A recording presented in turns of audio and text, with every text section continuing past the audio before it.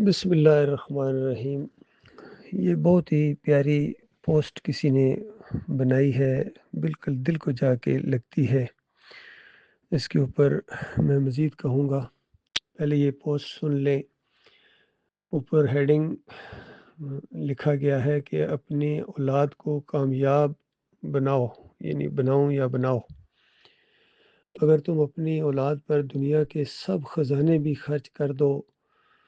تو وہ قیامت کے دن تم سے دور بھاگیں گے، لیکن اگر تم نے انہیں قرآن سکھایا، یعنی قرآن کا عقیدہ دیا، ایمان سکھایا، توحید سکھائی، تو قیامت کے دن وہ تمہیں ڈھونڈتے پھریں گے تاکہ تمہارے سروں پر وقار کا تاج پہنا دیں۔ دیکھیے اللہ تعالیٰ کا بھی قرآن میں یہی حکم ہے، کو انفسکم و اہلیکم نارا وقودھا الناس والحجارہ، کہ ایماندارو اپنے آپ کو اور اپنے اہل و عیال کو جہنم کی آگ سے بچاؤ، جس کا ایندھن یعنی فیول، برننگ مٹیریل انسان اور پتھر ہوں گے۔ اور اس کے اوپر اللہ تعالیٰ نے ایسے سخت گیر فرشتے مقرر کیے ہیں، یعنی ان کے اندر رحم رکھا ہی نہیں ہے، وہ رحم والا مسئلہ سمجھتے ہی نہیں ہیں، ان کے اندر وہ پرزہ ہی نہیں ہے، ایسی سزا دیتے ہیں، اور جو ان کو حکم دیا جاتا ہے اس کو بجا لاتے ہیں۔ تو اپنے اہل و عیال کو جہنم کی آگ سے بچانے کا طریقہ یہ ہے کہ آج ان کو دیندار بناؤ، جہاں ان کو اچھا گھر دیتے ہو، اچھا کھانا دیتے ہو، وہاں ان کو اچھا عقیدہ بھی بتاؤ، ان کو بتاؤ کہ اللہ کے علاوہ کوئی الہ نہیں ہے، کوئی معبود نہیں ہے۔ دیکھیے آج کے مسلمانوں میں اور اس دور کے مسلمانوں میں یہ فرق ہے۔ وہ جو کسی نے کہا کہ وہ معزز تھے زمانے میں مسلمان ہو کر، اور تم خوار ہوئے ہو تارک قرآن ہو کر، یہ فرق ہے۔ اس دور میں نبی علیہ السلام اپنے جو قریبی بچے ہوتے تھے اپنے یعنی خاندان کے، ان کو سورہ الفرقان کی 3 آیات سکھاتے تھے جب بچے وہ بولنا سیکھتے تھے۔ تو آپ غور کیجئے کس قدر گویا توحید ان کی گھٹی میں ڈالی جاتی تھی کہ اس پوری کائنات کا مالک اللہ ہے، وہی اس نظام کو چلا رہا ہے، اور اس اللہ کے علاوہ دوسروں کو جو تم پکارتے ہو یہ اپنے نفع نقصان کے مالک نہیں ہیں۔ ان پتھروں سے مانگتے ہو، ان بتوں سے مانگتے ہو، ان مزاروں سے، ان مرے ہوئے انسانوں سے، اندازہ لگائیے جو اپنے اوپر سے مکھی نہ اڑا سکیں۔ آج اس قوم کے داتا، دستگیر، مشکل کشا، حاجت روا، غریب نواز، مختار کل بنا دیے گئے۔ پھر کہتے ہیں ان کے وسیلے سے دعا مانگو تو اللہ قبول کرتا ہے۔ اندازہ لگائیے اس قدر اللہ کی توہین، یعنی اللہ سے براہ راست مانگو تو وہ نہیں سنتا ہے، اور جب اللہ کو کہا جائے کہ تجھے اپنے حبیب کا واسطہ، تجھے حسین کا واسطہ، تجھے علی کا واسطہ، تو بس پھر اللہ مجبور ہو جاتا ہے۔ تو اندازہ لگائیے اس سے بڑا کوئی شرک ہو سکتا ہے، اس سے بڑی کوئی اللہ کی توہین ہو سکتا ہے؟ حالانکہ اللہ تعالیٰ نے منع بھی کیا تھا کہ دیکھو میرے علاوہ کسی اور کو مت پکارنا، اور اگر واسطہ وسیلہ دینا ہے وَلِلَّهِ الْأَسْمَاءُ الْحُسْنَىٰ فَادْعُوهُ بِهَا، اللہ کے اچھے اچھے نام ہیں، ان ناموں کا واسطہ وسیلہ دو اللہ تعالیٰ کو۔ مغفرت چاہیے یا غفور الرحیم کہو، رزق چاہیے یا الرزاق کہو، اولاد چاہیے یا الوہاب کہو۔ تو اس طریقے سے اللہ کے اچھے اچھے نام ہیں۔ اللہ نے شرم بھی دلائی کہ دیکھنا میرے علاوہ کسی اور کا واسطہ وسیلہ نہ دینا، لیکن انسانوں نے اللہ کی بات نہ مانی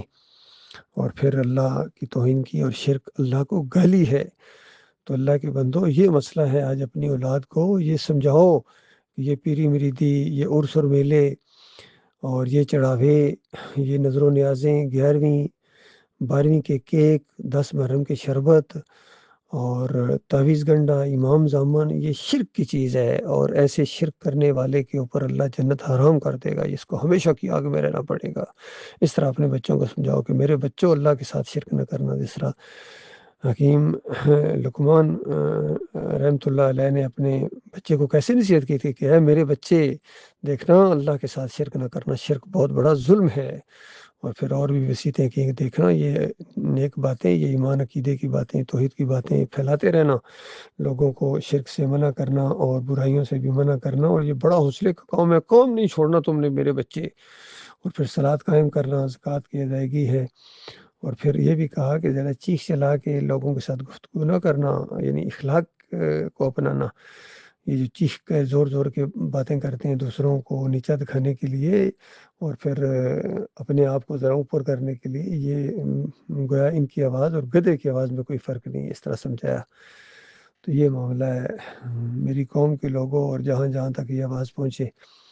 یہ اصل مسئلہ ہے تمہارا۔ اور اگر آج تم نے ایمان عقیدے کی طرف توجہ نہ دی تو، اور بچوں کو چاہے تم نے پی ایچ ڈی کرا دیا، ایم فل کرا دیا، اور